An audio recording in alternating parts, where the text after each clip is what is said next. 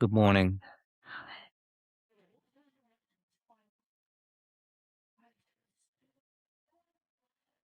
and welcome back to the Humble Healer podcast. And this is episode 82.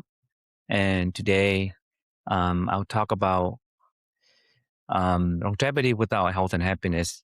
It's not something that anybody wants, but when you include health and happiness in that longevity, then it becomes a lot more meaningful. And this is Dr. Quang Lei for those who join me for the first time. I'm a family um, physician or certified, and I work in the urgent care setting, primary care, but I've had a lot of other interests such as education and teaching and sharing what I've learned that can help, um, has helped me find happiness regardless of what life gives me. And I want to share that with everyone in my community and my patients when I see in the clinic. And I want to empower you to understand that you have so much power and ability to take charge of your health and happiness, which also will affect your longevity and resilience. And so, in this series of longevity with health and happiness, part one, I will talk about a an interesting way of life is adopted from the Japanese Okinawa or Okinawans, which at one point had the highest concentration of centenarians on Earth. And the concept is called Ikigai, and there are books written about it, Ikigai. And I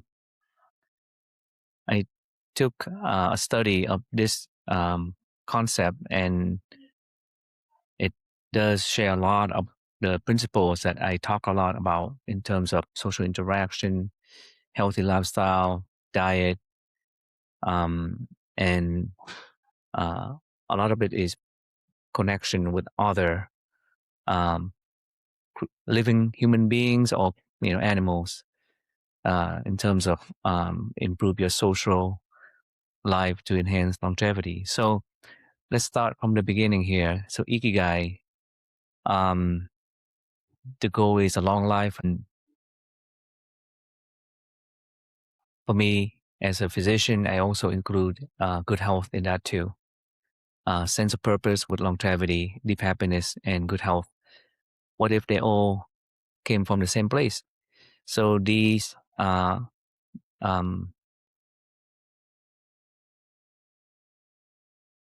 the concept of ikigai hopefully will give you an idea of how to get started on how to achieve that, even into your old age after retirement. Secret to longevity may boil down to just one word, ikigai. So it can also be described as an intersection between four different elements: what you're passionate about, where your skills lie, how you can earn a living, and what the world needs. So many Japanese believe that everyone has an ikigai or destiny that they were born to fulfill. And I have used this concept before, and I talk to my patients about, especially the young generation, about the importance of finding your niche in this universe. What is your niche? What is your skill set? What is your desire and passion? And find that and pursue it and stay with that for the rest of your life. If you find that, of course, this is very practical to that. So that's the importance of um, being able to find that ikigai or niche in this world.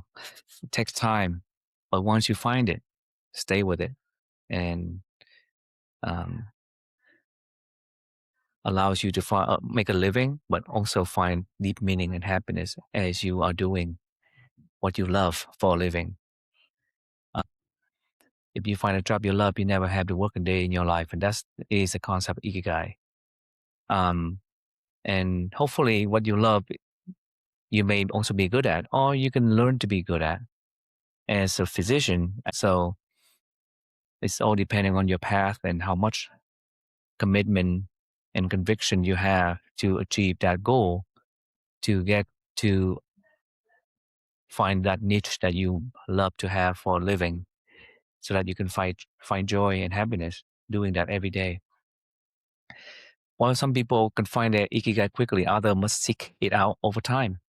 And if you fall into this latter category, it's important to persist. After all, ikigai will ultimately be what motivates you to get out of bed in the morning. And that's why the Okinawans often attain a high degree of specialization and attention to detail in their daily work. For instance, in an Okinawan paintbrush factory skill, what's more, Ikigai is also key to longevity. The Okinawans abide by these rules and as a result remain actively into their lives. If they're forced into retirement, they still find ways to remain active, such as by doing gardening or other work in their communities. The benefit of this commitment are clear. The medical study conducted on Okinawan centenarians have found extremely low rates of both heart disease and dementia. So any physician can tell you a healthy mind and body are essential to aging with grace. In practice, however, the former is often ignored. Such common neglect of the mind is a shame, as it's just as important to long life as your physical health. In fact, the same way that a sedentary lifestyle adversely impacts your body and emotion, a lack of mental work weakens your neural connection, which is why it's important to exercise your brain in different ways. The neuroscientist Shlomo Resnitz even argues that elderly people lose brain flexibility or the concept of neuroplasticity, as we talked about, or I talked about in previous episode, because they get trapped in patterns and routines, refusing to try out new activities. So how can you give your brain a workout? It can actually be quite simple. Any mind game like chess or cards go do the tricks. One of the of a family physician that I used to work with, a very brilliant man, and also a chief editor for one of the web database. He said that he works on the New York Times puzzle level 5, which is posted every Thursday, and it takes him on average 22 minutes. And he does that while traveling on a train, and it really helps stimulate his mind. And he said that there actually are research showing that doing New York Times puzzles can help keeping your mind sharp. And that's just one example, but um, and that's one of many ways that the TV12 method tries to incorporate in keeping your mind sharp, not only your body, which in his sport, of course, when he was playing, very demanding physically, but he didn't neglect the mind. So if you want to further go further, getting out of the house, meeting other people, and experiencing social interactions are about the best exercise your brain can get. They talk about connection with other people, right? And human beings or animals, farm animals, dogs, cats, all kind of interactions stimulate uh, good, healthy, happy, loving hormone, oxytocin, melatonin, and so on. Another secret to longevity is avoiding stress. Obviously, also we talked about that a lot in my previous episode. Not more about not avoiding stress or how to manage stress without affecting adversely our health mentally, physically, and spiritually. So managing our stress, and stress is an acceptable part of life. In fact, premature aging has been linked to stress in multiple studies, and stress produces very undue wear and tear of the body and mind. And I don't want to go over this again, but if you stay in the fight or flight system for a long time, then eventually your body will wear out and your lifespan will be shortened. But also, if I have discussed or taught about to my coworkers and a lot of people that how to achieve a good workday to stay on the rest and digest mode.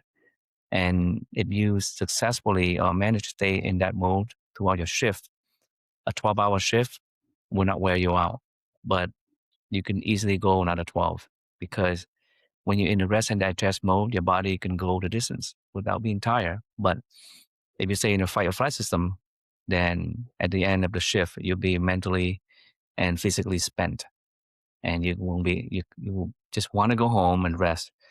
So the being in rest and digest mode not only good for your life, but even everyday activities and daily living, giving that resilience that you need, as well as many other health benefits. And we talked about how stress also reduce immune response and um, increasing the risk of infections. So just um, so stress management is obviously something that is so important in successful aging, successful stress management, or successful maintenance to stay in the rest and digest system. So I will move on to the next one here is also anxiety, burnout, stress also have become very common in modern life, and few of us can escape them. So um, that's why I said about stress management and not avoiding stress. But in some way, if you manage your lifestyle and your balance by incorporating your physical, mental, and spiritual wellness in the the life balance, then you'll be a lot more successful at being able to maintain longevity as well as health and happiness and resilience. Um,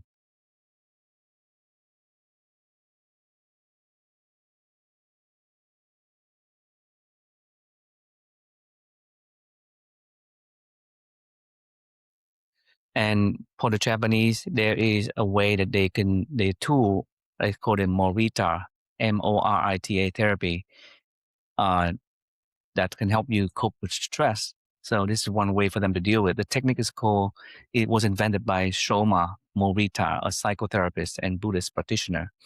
So originally, it was developed to deal with chronic anxiety, depression, obsession, and compulsions. Not depression, excuse me. However, it also works great for stress and burnout, unlike some Western therapies, we tend to focus on using thoughts to influence feeling and actions. Say, Morita therapy takes the opposite approach. In Morita therapy, patients are asked to pay attention to and accept their feelings without attempting to change them. From there, they take particular action to create new emotions, which gradually replace the old ones. So, so there are four stages of the therapy. So the Western therapy is cognitive behavioral therapy is based on the what we commonly say we think, therefore we feel. So in order to change how someone feels, we have to change the way they think to positive thinking, reframing, and that is also helpful. And but this therapeutic approach is different, the Morita approach. So what they do is they accept the feeling, even negative feeling, without attempting to change them. And this is one of the essence of the Buddhist philosophy: is that don't try to block negative feeling, don't try to change them. And the Western philosophy don't encourage people to block the feeling either. They let them come out, but they try to reframe them in a positive way, and allow people to cope with them, patients to cope with them. The Buddhist philosophy and the Morita just says that is you feel sad, it's okay. Life is sad, life is happy, life is exciting, life is dangerous, and so on. You just accept that as part of feeling what life gives you. So there are four stages to the Morita therapy, beginning with a phase of complete rest. For around a week, the patient lies in bed, free of all distractions, and Patient is allowed to consume media, which probably will be very challenging for most people, receive visitors, or even speak. And her only human contact is a small amount of supervision by a psychotherapist. During this stage, the patient simply observes her emotion as they come and go.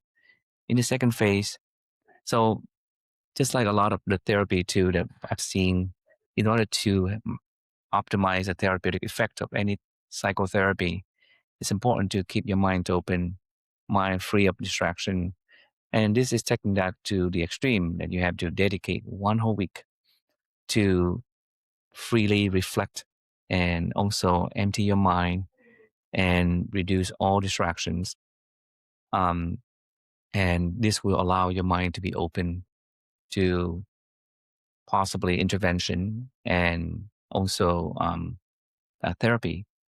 So, in the second phase, the patient begins to integrate repetitive activities into her daily routine. So, these include writing in a diary, taking walks, and doing a number of breathing exercises. So all these are different form of meditations, and um, when you practice these meditation exercises on an empty or an open mind and that's empty and free of distraction, the benefits will be maximized. And I can definitely see how this can be very helpful to anyone. Um, in the third stage, these activities become more physical and creative, incorporating tasks like woodcutting and painting. And this series of activities produces a new set of emotion in the patient. She begins to feel joy, equanimity, and engagement. And finally, after completing these three stages, patient is ready for stage four, re-entering the world with a newfound sense of calm and purpose. Getting plenty of rest and space from distraction in this way is great for your health. But at a certain point, you need to find something upon which to focus your attention. So this is where Ikigai comes back to the picture. In So imagine you skiing down a beautiful pottery slope. Skiing is your absolutely favorite thing in the world, and you're in a stage to stay of complete, blissful, and focused engagement. So that's one example. Um, but it can be anything that you love, playing a musical instrument, taking a walk with your dogs, and so on. So that is the Morita therapy.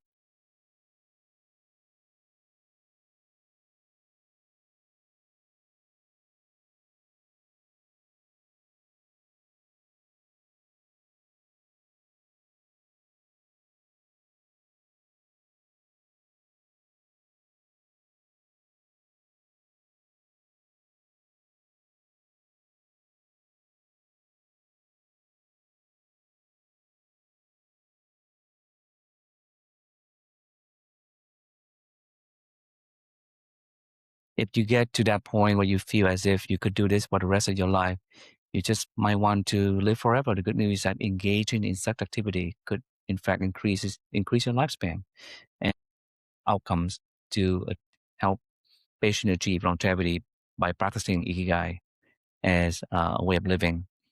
So, achieving such a state of flow regularly can help keep you young. Flow, in this sense, is a technical term uh, coined by a psychologist um, in the 70s. The name is too long, I can't even pronounce it. Um, it describes a state of enjoyment and concentration so deep it blocks out all other concern, even time itself. So, seeking out activities that produce such a state will increase your enjoyment of life and therefore longevity. That's why such experiences should be prioritized over hedonistic ones like overeating, substance abuse, media entertainment, which people often indulge in out of boredom. Flow is even shared across culture and types of people. As a result, chess players, engineers, and painters can all find themselves in a state of flow. All writers, musicians, you can go on. Beyond that is healthy for the mind, since it focuses you on single object for a sustained period. Ideally, your ikigai, that is your main life occupation, will regularly produce a state of flow, but it doesn't But if it doesn't, be sure your hobbies do. Going to work every day, taking care of my patients, connecting with them every chance that I have. That's my Ikigai. And that brings me a lot of joy. Um, Go home, interact with my family, my dogs, also bring me a lot of joy. So it's find your own Ikigai and then do that and do that for the rest of your life since it's very nurturing to your health, your soul, your spirits, your mental, your mind, and your body.